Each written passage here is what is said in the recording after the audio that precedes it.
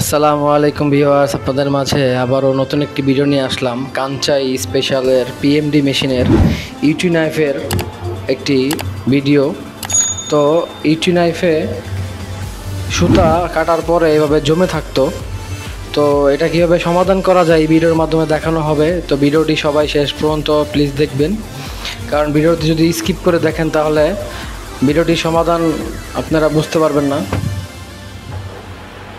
তো আমরা কীভাবে এটা সমাধান করব চলুন দেখে আসি। আমরা প্রথমে মেশিনের নিডল বালটি ডাউন করে মুভিং নাইফের পজিশনটি ঠিক করে নেব। দেখুন, আমাদের বাম পাশের দুটি নিডলের নাইফের যে পজিশনটি, নিডল থেকে 0.5 মিলি অথবা নো টাচ নো গ্যাপ হিসেবে নাইফটি বাম দিকে থাকবে।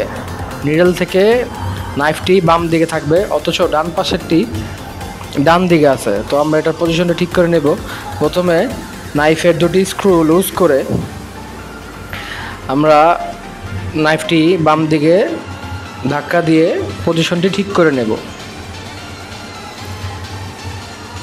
দেখুন, আমাদের নাইফটি পজিশন করার পর স্ক্রুটি পর্যাপ্ত টাইট করে দেব। আপনারা সবাই লক্ষ্য করুন পজিশনটা কী অবস্থায় আছে। তো এরপরে আমরা দেখব নাইফ থেকে আমাদের থ্রেড সাপোর্টিং পাতিটা এই নাইফের কোণা থেকে আমাদের পাতির কোণা একদম সমান থাকবে। তো আমরা এটা করার জন্য প্রথমে নিচের নিডল স্ক্রু এলকি নাটটা লুজ দিয়ে